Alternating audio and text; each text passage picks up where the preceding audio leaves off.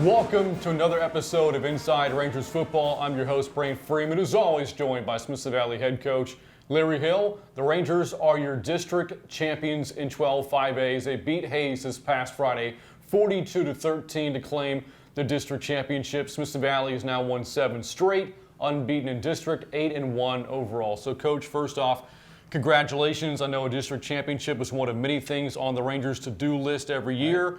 As you said, this is a new district, one you weren't really familiar with this group of teams. You win it. What does that mean for the program? Well, they do let multiple teams into the playoffs now. Unlike back when I played, for instance, you had to win the district championship to be the one and only playoff seed, but or representative. But yeah, you mentioned it. It was one of our goals, and we're proud to do it, and to do it with a week to go. You know, most of the time it comes down to the last play of the last game. So that's pretty special, and our players did what they had to do last Friday night. And they jumped out on the Hawks pretty early in the game. You jump out 14-0 in the first quarter. You score a couple of more touchdowns in the second. You're up 21 at half. The way that your team approached just coming out of the gates in the game, what did you appreciate about the way they played there? Well, we knew Hayes' style of play was out of the mainstream, a bit different. You know, they like to steal possessions, you know, whether it's onside kick or go for it on fourth down, buy back possessions, limit your number of possessions,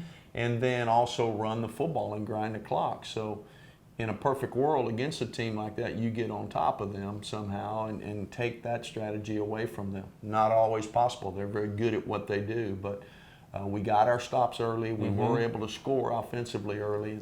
Certainly it didn't take them out of their game, but that particular element, you know, was no longer a viable option. So that was good, and then we made enough plays to go ahead and pull away. You know, one of the players that we haven't talked about enough this season, I think, has been Doug Lance for you. Plays both ways. He's a backup defensive end. He's gotten more snaps on the defensive side of the ball over the past few weeks. Right. And then offensively, he's been your leading rusher this year. And it feels like he's been getting better and better as the season has gone along. This past week, I think it was 12 carries, 88 yards, a couple of touchdowns. Talk a little bit more about Doug Lance and what he's provided for your team this year. Well, you know, is he a defensive end who plays running back, or is he a running back that plays defensive end? You know, in this case, it's both. You know, I think he's playing 2 out of every 3 series on defense. He's playing every other series or so at tailback, and you know, he's just a good player. We have other defensive ends. We have other running backs that are really good, but he's just a good player that needs to be out there and have different ways to affect the game. And a little different running style, a little bit of a wild stallion. It brings a physical, downhill nature to it. Other backs are a little more shifty. And I think that's good when you can give the defense a different look. And so we're very proud to have Doug, and of course he's only a junior. Seems like he's been here a long time, you know, but he's only a junior, so he'll only continue to improve. So I know that one of the biggest emphasis for you offensively is balance, and you look at the yardage total from this past Friday, more than 250 yards running, and then you had about 200 yards passing as well. The balance was there, and to have that at this stage of the season against a quality team like Hayes, what does that say about the way you can move the ball in offense? Well, you know, it's just what you said. The balance is the right word. You know, again, we've never felt like it needs to be 50-50. It's just the threat of 50-50. The threat of the pass, the threat of the run, and to do the things you have to do to stop this perhaps makes you more vulnerable to this part of your passing game or run game. And you know, that's what we hope to achieve. We've been able to achieve that lately, which has made us more difficult to stop.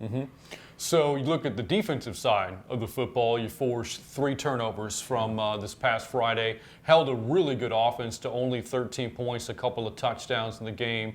What were your takeaways from the play of your defense this past week? Well, the takeaways are big. You mentioned that. We got 3 takeaways. So, you know, those possessions that they're trying to steal by going for it on fourth down or onside kicking twice, but those weren't successful, and then we get 3 extra possessions with takeaways. And so, you know, that's big. Our secondary's been very much a ball hawking group. You know, Wes, of course, got another pick the other night. We got a couple of fumbles, and I think everybody in our starting secondary has 2 or more interceptions. So, you know, we've been able to get production from those guys, and a lot of them have offensive backgrounds. Of course, Wes plays offense, so But all of and David plays offense, so they're guys that are used to having their hands on the ball. They're baseball players, field grounders and just that kind of athletes are back there. And so I think the takeaways are big, and then they've benefited from early stops, and on the flip side, early point production by the offense. So we've been able on a number of weeks to kind of get on a little string here where we've got them playing from behind, and that's never good. And so maybe forced them out of their game plan a little quicker, and that's put the ball in the air more and a little more vulnerable to getting some takeaways. Yeah, making teams one-dimensional certainly helps things out, and that's a credit to the play of your offense so far this year. Well, Smiths Valley, again, district champions after knocking off Hayes this past week. Plenty of big plays for the Rangers. Coach Hill takes us through this week's Plays of the Week. Yeah, let's go take a look. Our first play of the week is a defensive play. Early in the ball game, we're going to highlight senior middle linebacker Gavin Woods with circle around him here. And we've got Hayes behind the chains. They're in a 2nd and long, and Gavin's going to get an interception right in the middle of the field. Get a little bit of pressure. You can see the quarterback unloading, trying to throw to their tight end in the middle of the field. Gavin is in the throwing lane and reaches up and picks it off at a high point there on about the 32-yard line. And takes off down the left side, picks up a couple of blocks, runs that ball down inside the 10, and gives our offense a tremendous boost. A very short field. We're excited about it. You can see his teammates excited about it, and so we go in and score a few plays later. From behind, you can see it kind of where Gavin is. You can kind of watch through his eyes as this play unfolds. He reads pass. He gets to moving to his right, and the receiver's trying to sneak into the void to his left. But Gavin reacts back, sticks his cleats in the ground there, and then reacts back and picks it off at the high point. Just a great athletic play. Gets a few blocks here, as you can see. There's one there by Nicholas Dudzikowski and a few others. Gets it down to about the 7-yard line, and we go in and score the next play. Big play. Got us off to a great start. A little bit later in the first half, David DeHoyos got a circle around him. David, of course, spends most of his time on defense, but as we know, if you've been to the games, we bring him over and hand him the ball some as well. And this is pretty as a picture, 23-yard touchdown run right up the middle. Will Mack, our right guard, our junior right guard, is going to pull and trap to the left, and David's going to cut right behind that block, picks up another few blocks there that we'll feature here in just a few seconds when we watch it from the other angle. It's one downfield, and it makes a cut and scores untouched, which that's hard to do when you run right up the middle from 23 yards out. But just a really fine execution by a lot of guys, including David. Here it is from the rear. We get a couple of blocks there. Our down lineman, the man in front here, is Will Mack, as we said a minute ago. He's going to pull across the screen and block the defensive end out.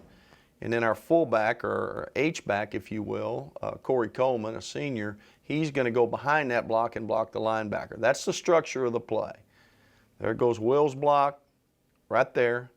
There's Corey's block right there, and then David just splits them. Another get block from Tegan Owsley, and then down the field we get a block from our tight end, Mason Birch, and then David scores untouched, as we said. Just a really well-executed play for a big touchdown.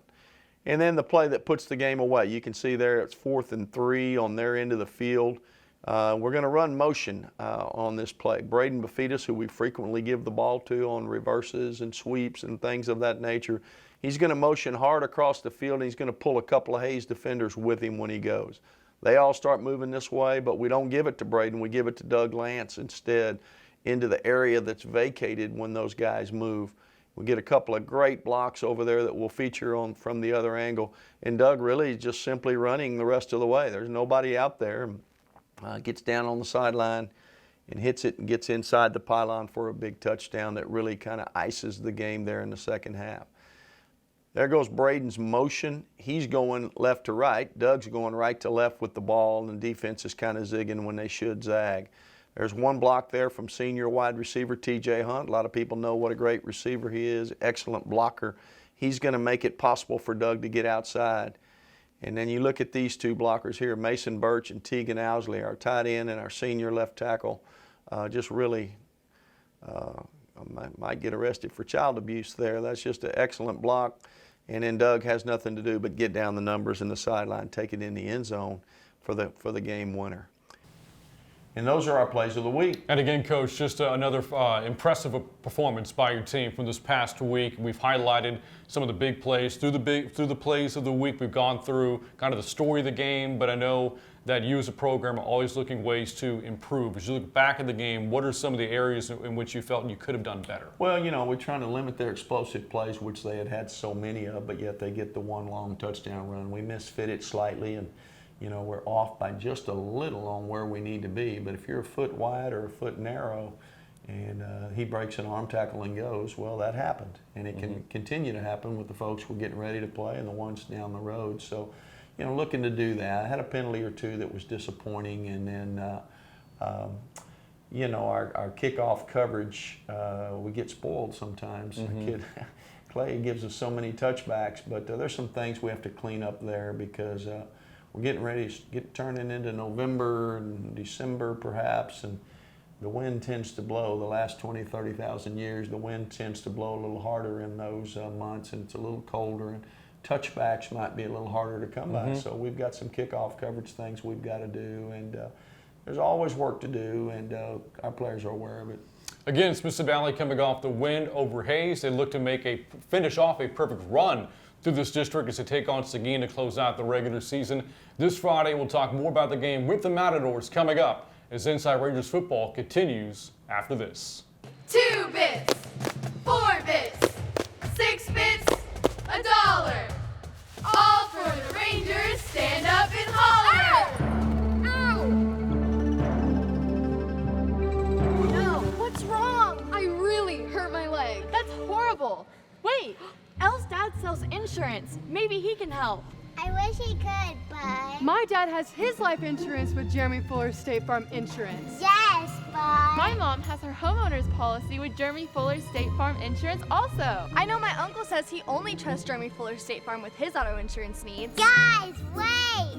We do so many great coverages, but just not cheerleader legs. Hey, that's okay. It's all better now. Let's start from the top, but with a little change. 2 bits, 4 bits, 6 bits, $1. All for Jeremy Fuller State Farm Insurance. Stand up and holler. Yay! Fisher's Neighborhood Market is the only stop you need before and after game time. Get everything you need, plus a whole lot of things, well, you just want.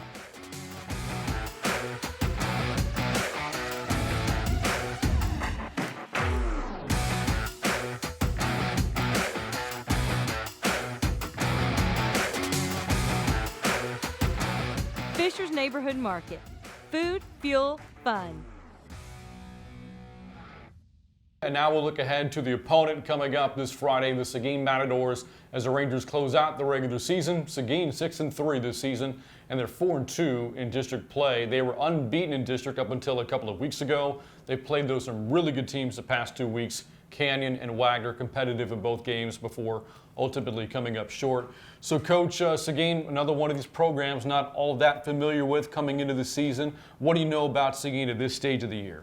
Well, Smithson Valley and Seguin have never met on a football field, which is crazy. It's close. The proximity between our two campuses is it's pretty close. So you wouldn't have thought it'd be 2022 before we meet them. But they were 6A, we were 5A, vice versa. Never in the same league, that kind of thing. But Coach Daly's done a tremendous job there. Kind of transformed their program. Coach has come from a Katy background. Everybody knows, of course, about Katy football, but their style of play, defensively, offensively, very reminiscent of that. Very well coached, very well disciplined, very hard-nosed.